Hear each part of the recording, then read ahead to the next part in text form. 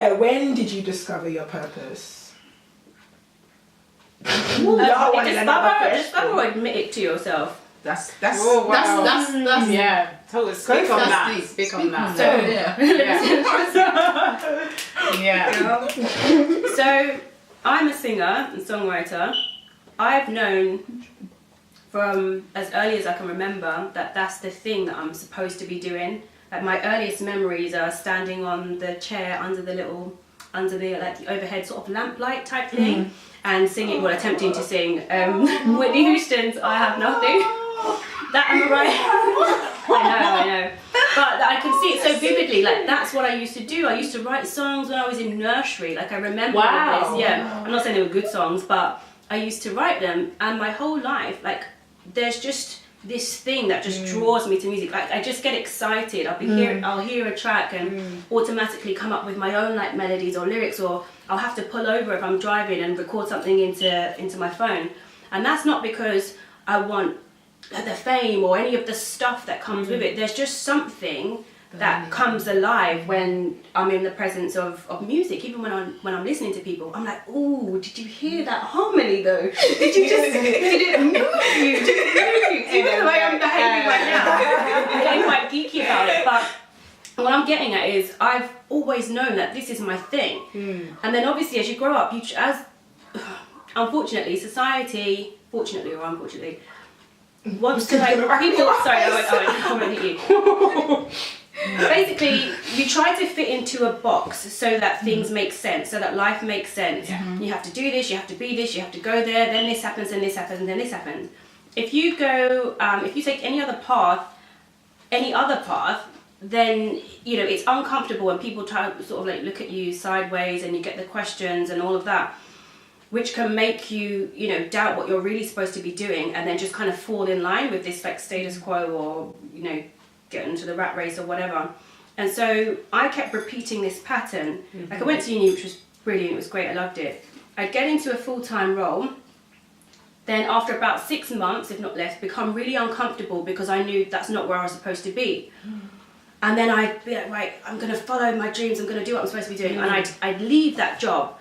And then the fear would set in of, what am I going to do? Where do I start this such an uncertain path? And before I knew where I was, within a week, every single time I was in another full-time role. It was ridiculous, but I'd trick myself into doing it because I'd say, I'm just going to temp for a bit to earn money, or I'm just going to do this, and then before you know where you are, there's a contract, and how did I get here? How did I get here? With benefits and I'm not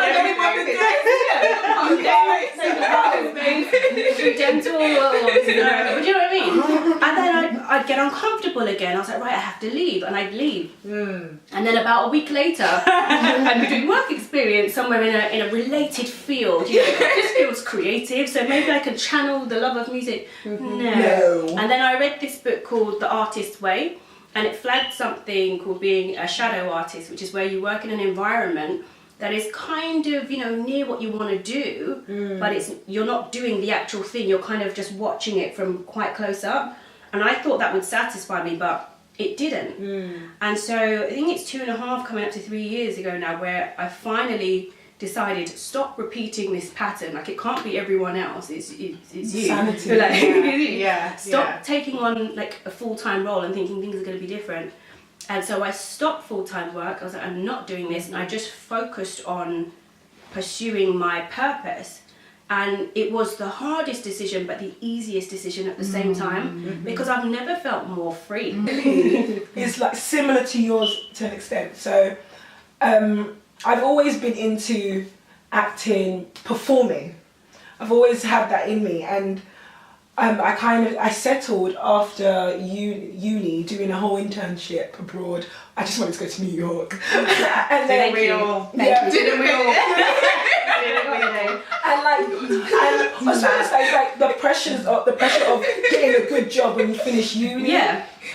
So I did that, and then whilst I was in New York, I was like, you know what, I'm gonna go to an acting class because I love drama for ages. And I remember telling some of the guys that I was gonna go, and they were like, what, you're gonna become a Hollywood star now? And I was like, just be quiet, innit? So you can't listen to people like that. You cannot listen to people like that because you won't do it. Oh, but how are you gonna have survive? and it's like you're just going to an acting class. None of the answers. And I always have that. I've always been the type of person who's had a strong mind, so I'll do it anyway. No matter what anyone tells me it's not going to work out, I'm still going to do it, and that's just the way I've been and I am. So I went along, and that just ignited that passion of acting again for me. So after all of that, I went back into the workplace. I was like, why am I here? And I did that for ages. And no matter where I worked, apart from one place, I never had peace because I didn't fit in. I wasn't meant to be there. I just knew it's like people, what I was doing, it's just not me. Apart from when I worked with young people, I knew I had a passion for young people and inspiring others and encouraging them. So that is part of my purpose as well. And then I just, I guess once I started taking classes, I realised that this is what I need to be doing. And it's been hard. It's been so hard. I remember emailing people to represent me and never got anything back. But then I went to Ghana, tried out there, and when I came back from Ghana, that's when I got an email from someone wanting to represent me. So when you know that you're on the right path, you'll find that you're not even having to go out looking. The roles just open for you. Yes. It was all waiting for you, like it was all there. Who wants to go next? Because I'm kind of at a crossroads. Okay. Well, I definitely feel like I've discovered purpose, or no, I'm discovering purpose.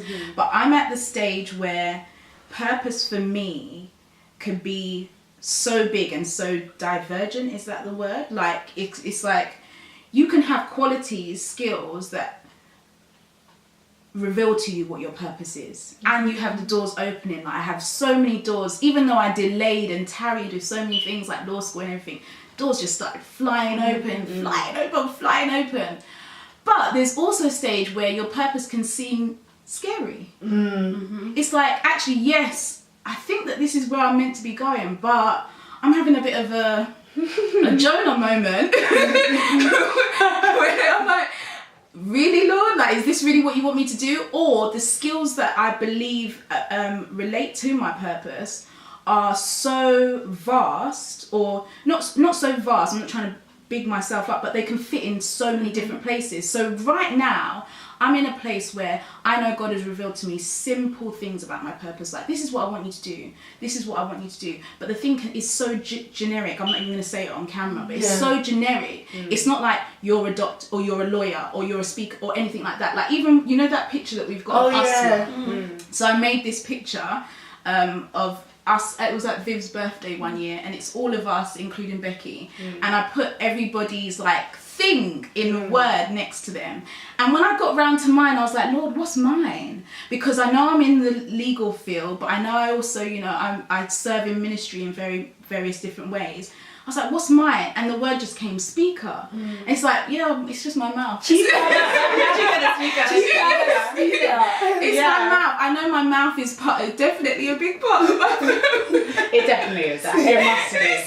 When I see exactly. So however God will use that, I just continue to be obedient each step of the way, like every step of my path. And like Viv said, if a door, or was it you that said, if a door is not opening, I chill, because if he wanted it open, believe it would.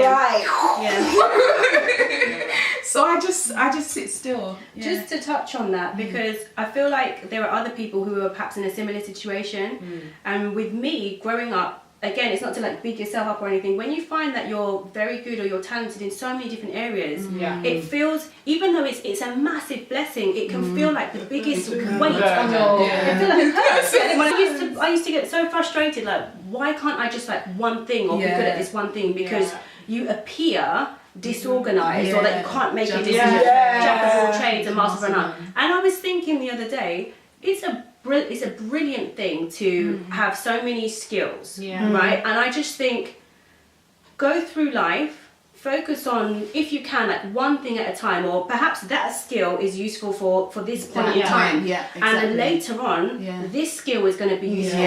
Don't try and like, this is the skill and that's what I must do forever, because we have so many gifts. So many. Like not to get all like metaphorical and stuff, but if you were stranded on an island, right? if you were good at like making a fire and I don't know, building something else and reassuring people that you're stranded with other people. I don't know. So you have all these skills, right? Wouldn't you want to be stranded with that person? Right. Just one person who's very good at making a fire. Yeah, because you know, once the fire's done, Are you gonna like comfort me?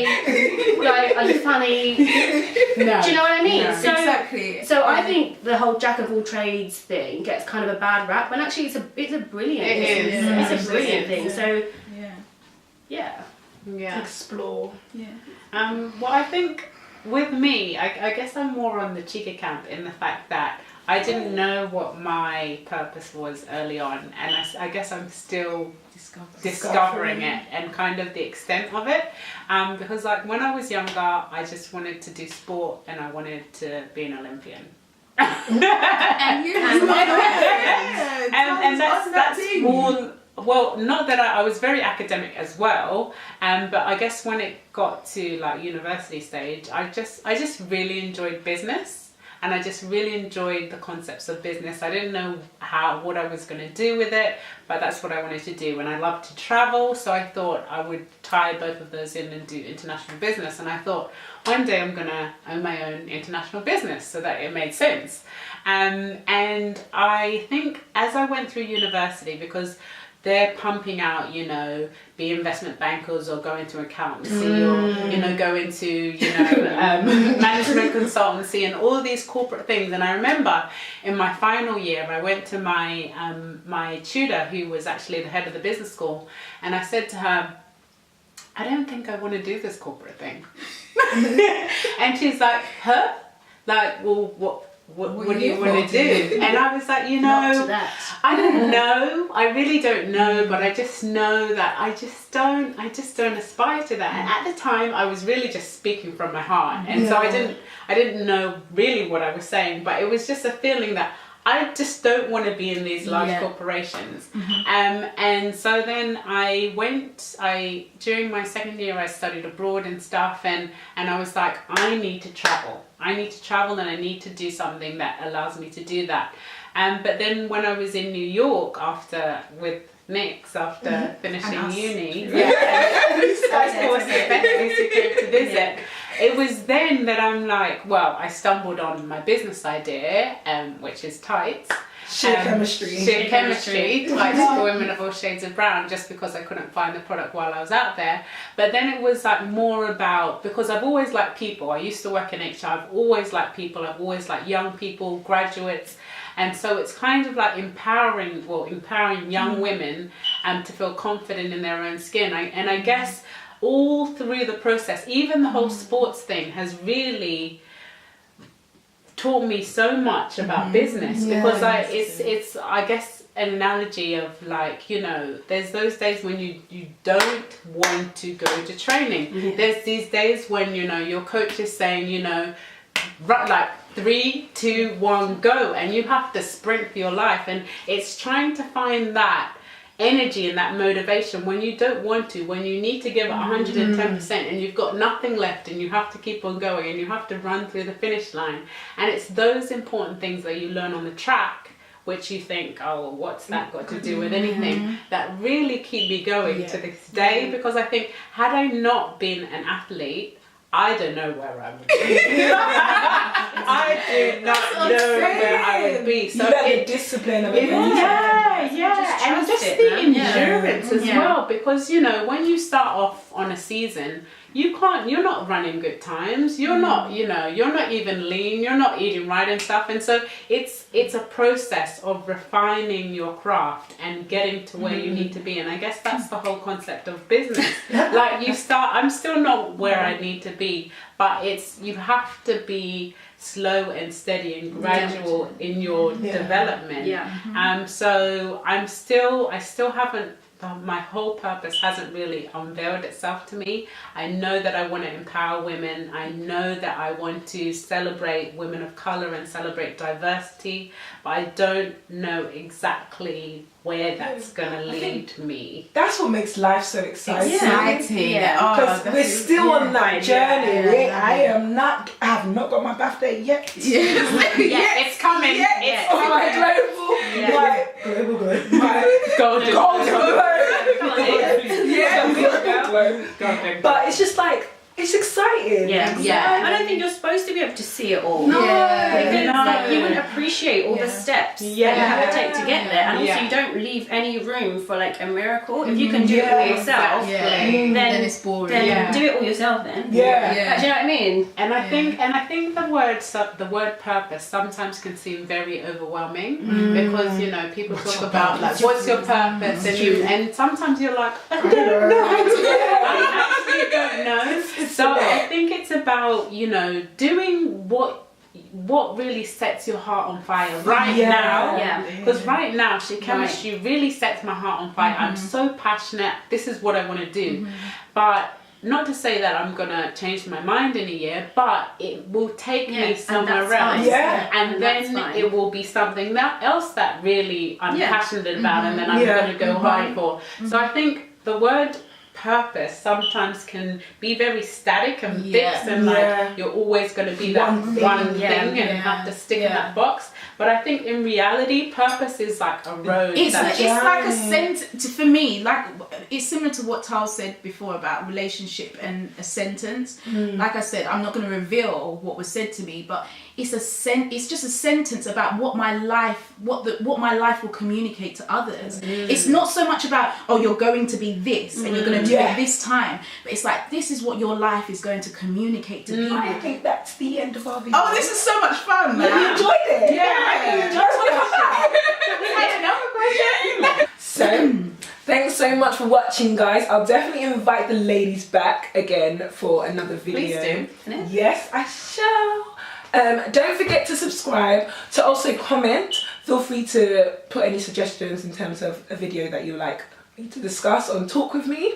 Today I had Talk With Me with the ladies, and next time, we don't know yet. I don't know. Just wait and see, isn't it? Well, Let's see what Can we happens. reply to their comments? It's going to be They will reply to your comments, and I'll put down like their social media so you can also follow them as well.